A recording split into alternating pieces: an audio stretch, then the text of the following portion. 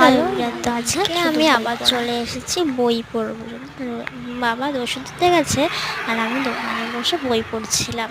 তো আমি যে কী বাজে হাতের লেখা লিখি তোমরা তো সেটাও জানো, মানে জানো না, এখন দেখে নাও কী বাজে হাতের লেখা। নোট দেখে মুখস্থ করছি আর খাতায় লিখছি, মুখস্থ করে বইটা আবার বন্ধ করে আবার লিখছি।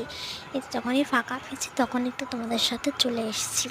তো গলাটা খুবই ব্যথা হয়েছে, গলাটা খুবই ঠান্ডা জল খেয়ে খেয়ে। বাইরের দৃশ্য দেখো আর এইদিকের দৃশ্যটা দেখো কতটাই আলাদা না। তো আমার বাজে হাতে লেখা খেয়ে কে ভালো বলে যে একটু কমেন্টে জানিয়ে দিও।